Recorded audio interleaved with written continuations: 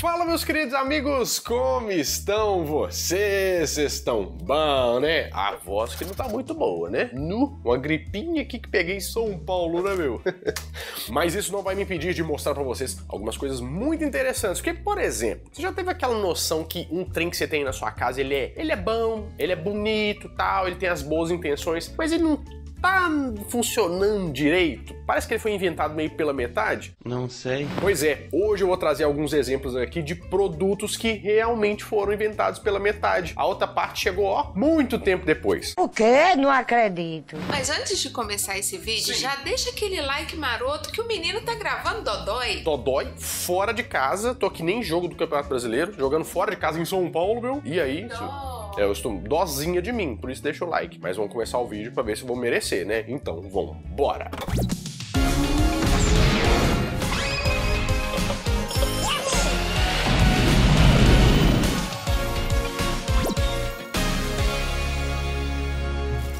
Vamos começar falando dos olhos. Não dos seus olhos, nem dos meus olhos, esses belos olhos castanhos. Vamos falar do seu óculos. Porque o óculos é uma coisa muito comum que todo mundo tem. A Bárbara tem um óculos, por exemplo, do Harry Potter. Espelhar... Nossa, mas tá sujo, hein, Bárbara? Nossa senhora. Tem que passar no lava-jato que eu levei o carro ali, ó. Lavar-já seco, ecológica. Porque o óculos é uma coisa que ajudou, eu acho que revolucionou a história humana, né? Porque é engraçado que muito poucas pessoas não precisam de óculos hoje em dia. Imagino que antigamente também não era muito melhor assim. Só que os óculos não chegaram nesse ponto no mesmo momento, não. Olha só, o primeiro registro que a gente tem de óculos é lá do século 3 a.C., que era o pessoal que usava umas placas pretas, assim. Na verdade, era óculos escuro, mas era escuro mesmo, que era igual aquele do Gugu que ele põe assim na pessoa pra ela pôr a mão nos bichos, assim, ficar assim... Ai, Gugu, eu tô morrendo de medo. Porque não dava pra você ver nada. E pra que servia? Esse pessoal morava lá na neve e tem um negócio que chama... Não tem que ter um nome técnico, mas é um reflexo da neve. Que é tipo assim, a luz bate na neve, que é muito branca, e aí meio que cega as pessoas. Então eles protegiam disso. Uma fotofobia, bicho? É uma muito fobia. Nossa senhora. Ih, rapaz. Aí tá, foi desenvolvendo e teve uns monges lá no século... Ah, eu não vou falar o século que eu vou... O século... Porque eu vou errar, mas é no ano 150 depois de Cristo, mais ou menos. Tiveram uns monges que inventaram um aparato para eles conseguirem ler melhor os escritos deles, porque eles eram monges sábios, né? Que era a pedra de leitura. Era uma pedra que ela era translúcida, só que ela meio que aumentava. Era como se fosse uma lupinha, sabe? Ele ia colocando as pedrinhas assim, ó, na página. Deixa eu dar uma leitura. Não sei. Mas a lente de vidro mesmo veio só lá no século 13. E ninguém sabe se foi na Itália ou na China, porque diz que os dois eram bom de vidro, entendeu? Mas aí fica aquele assim, é nossa aqui e tal. Mas nessa época, olha só, olha que engraçado. Não tinha armação. Você tinha a lente. Beleza, você poderia usar a lente de duas formas. Ou você colocando no monóculo, que assim, ó, você segura, porque o monóculo você tem que segurar assim, põe uma cordinha e fica andando por aí. Ou você só pegava assim meio do bolso e colocava assim uma pedrinha, uma lentezinha pra você olhar. Não tinha armação. Inventaram até um óculos assim, ele não tinha as perninhas ainda. Ele tinha uma armação aqui e segurava as duas, mas você também tinha que ficar assim, ó. Você só lia pra cima, porque você ficava equilibrando pra cima assim. Mas a armação mesmo só veio lá com o Benjamin Franklin em 1784, que inventou as lentes bifocais. Bifocal eu não sabia até agora, porque como eu não uso óculos, eu não sabia que era bifocal, pra falar a verdade. Não dá pra acreditar. É que embaixo você vê de uma distância e em cima você vê de outra. Então você fica... Por isso que você põe na ponta do nariz, assim, ó, fica dando uma olhada. É porque quem tem miopia e hipermetropia ao mesmo tempo... Mas esse é o trem de ficar forte. Não, isso é hipertrofia. Sim, estou acompanhando. Se ela coloca uma lente pra corrigir uma coisa, atrapalha a outra. Então, sim, por isso que tem que ser, às vezes, nem só bifocal, multifocal. Multifocal, multiverso, né? Multiverso de possibilidades de leitura. Então, aí sim veio a perninha do óculos. Quer dizer, mas não veio aquela perninha, né? Porque veio só no século XIX que veio a armação mesmo, e a partir do século XX que veio aí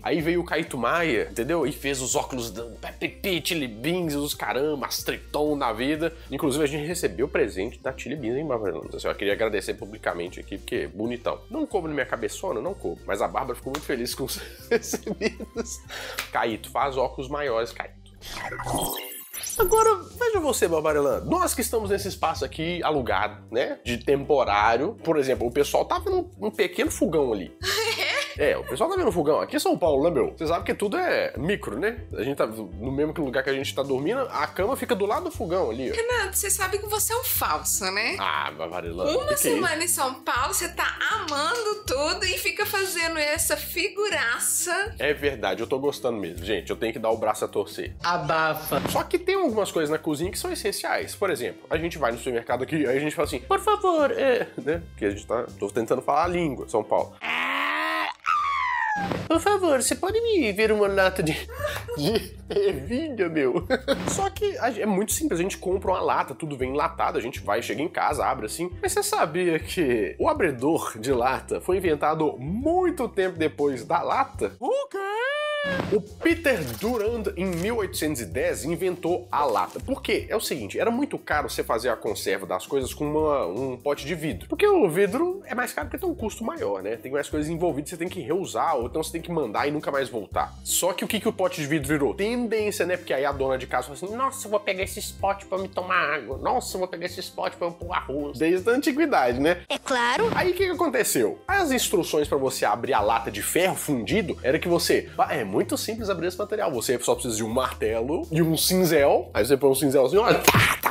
E que nem a gente batia aquela lata de óleo antiga, abria só um buraquinho e o azeite, que abria 2 buraquinhos do lado, um buraquinho do outro, um lado cai mais, um lado cai menos, era mais ou menos assim. Pois é, 1810 que ele inventou essa lata. Em 1858 foi inventado o primeiro abridor de lata mecânico, que era uma parafernália deste tamanho, parecia que era um cientista maluco tentando abrir mais uma de suas invenções malucas. Mas o nosso abridor, sabe aquele, sabe o que eu tô falando, né? Aquele. O de 99, você pega assim e faz lá, aquele aí que vem com abre garrafa e tudo. Ele só foi inventado em 1942. Por quê? Isso aconteceu devido...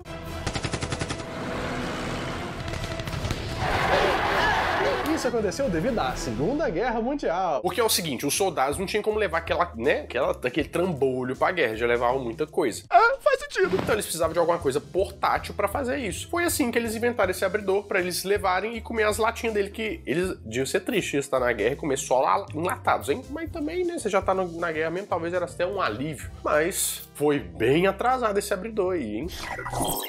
Vamos falar de carro agora? Vamos falar de carro porque sabe que o primeiro carro a vapor foi inventado quando, que você acha? No ano de 90. 90? Você é burro? 1769?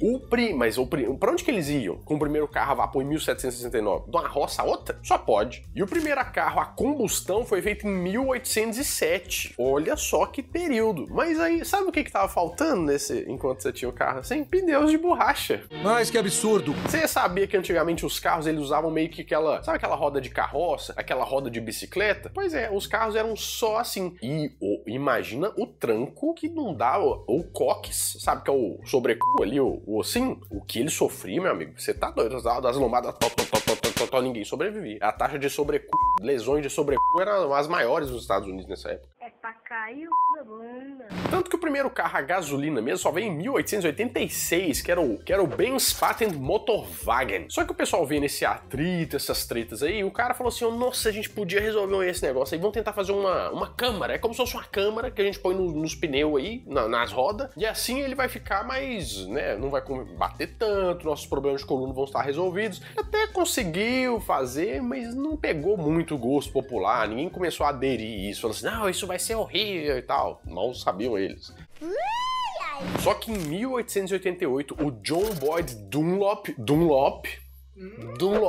pneus Dunlop, ele tinha uns meninos, né, lá na casa deles, e ele começou a fazer falou assim, eu vou tentar fazer essa câmara de ar e tal, e já tinha um processo da vulcanização, que é você tornar a borracha ficar na forma que você quer, então ele resolveu fazer uns pneus com câmara de ar, mas pra testar umas coisas lá da casa dele, pros meninos dele brincar e tudo mais. E foi assim que o Dunlop começou a investir nisso e fazer uma fábrica a partir disso, né, mas o primeiro carro com pneu mesmo só veio a partir de 1905. Então, olha só, 1.700 bolinhas, muitas, quase 800. Para 1905, faltou um pedaço do carro aí, né? Hoje aqui no Brasil também acontece mais ou menos isso, porque o carro vem meio pelado, né? Só falta vir faltando os pneus. Daqui a pouco o pneu vai ser uma opção.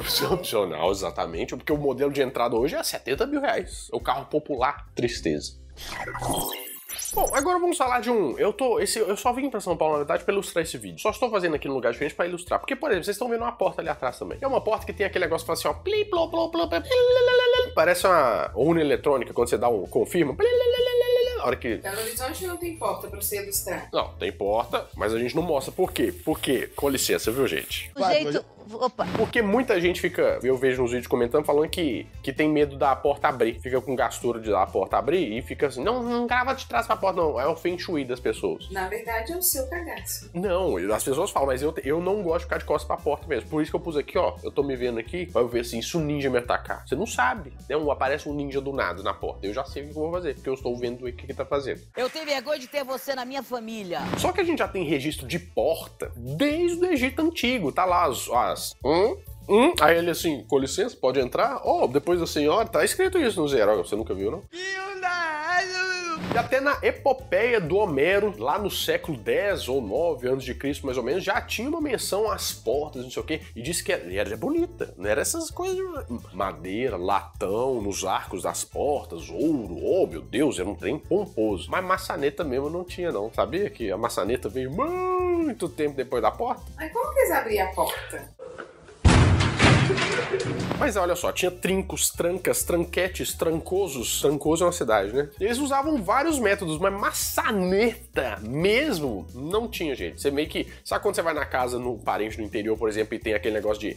o fecho da fechadura assim, você tem que abrir a porta meio que assim, ó. Você tem que dar todo mundo tem que dar uma portona, porque a porta inchou e tal. Era mais ou menos assim que segurava a porta. O sistema moderno de maçaneta mesmo que a gente tem veio de 1878, com um cara que ele foi escravizado lá nos Estados Unidos e ele recebeu a liberdade e aos 16 anos ele inventou esse negócio. Um gênio, né? Que se começou desse jeito assim, sendo, né, detonado, e aí ele desenvolveu isso. E era bom o serviço. É porque as coisas, elas parecem óbvias depois que elas foram inventadas. Exatamente. Você ter a sacada ali é que é a questão. Mas aí que tá o problema, o cara inventa a coisa mais legal que todo mundo tem em casa, só que na época não pegou a ideia dele, você acredita? Não deu muito certo e ele não recebeu nenhum tostão furado por essa invenção. Por quê? Depois de um tempo que o pessoal viu que não deu certo, mas gostou da ideia, as fábricas todas roubaram essa ideia e começaram a fabricar, porque não tinha patente, não tinha nada, e infelizmente esse cara não viu um tostão da maçaneta. Agora vamos falar de produção audiovisual. Você já percebeu? Sabe aquele filme do Charlie Chaplin antigo? A imagem era boa, não era? Era preto e branco e tal, era meio antigo, mas era uma imagem limpa, um trem diferente, que eu ficava até assim, eu ficava, a hora que eu tava começando a fazer meus vídeos, eu até achava estranho, porque assim, normal, Charlie Chaplin nos anos 30 tinha aquela imagem, e eu tô com essa imagem de webcam aqui, onde que a tecnologia evoluiu, que eu tô nesse ponto aqui. Mas tem um ponto muito interessante nisso. A verdade é que a imagem deles era muito melhor mesmo. Por quê? A imagem deles é analógica, que é como é que eu vou falar? A luz que faz essa gravação da imagem. Então, o nosso método de gravação hoje em dia é o digital, que começou lá nos anos 90 e teve que evoluir bastante. Então, por exemplo, você já viu que tem algumas remasterizações dos filmes do Charlie Chaplin, por exemplo, que tem 4K, HD, não sei o quê? Claro, porque eles conseguem pegar tudo aquilo e transformar digital, porque o analógico, ele tem muito mais informação. Mas se a gente pegar o início da gravação digital, que foi feita lá nos anos 90, e comparar lado a lado, a gente vai ver que era bem pior, né? Mesmo sendo vários anos depois. Ou será que não? Então o que faltava, na verdade, pra gente apreciar aquelas imagens? As telas, porque agora que a gente tem telas suficiente para poder assistir os filmes que eles faziam com a imagem tão boa. A resolução era muito melhor e a gente nem sabia, até ter uma televisão 8, 16, 27K. Essas contas não estão certas, mas você entendeu o que eu quis dizer. Bom, meus amigos, é isso. Eu espero que vocês tenham gostado bastante desse vídeo. E se você gostou, deixa o seu like aqui que a gente faz uma parte 2, porque a gente gosta de fazer umas continuações e vocês gostam de assistir, né? E ó, tem vários vídeos passando aqui do lado. Se eu fosse você, eu ia assistir. Bom, eu vou ficando por aqui, mas toda semana eu volto com mais um vídeo quentinho, fresquinho, crocante pra vocês. Então, adeus!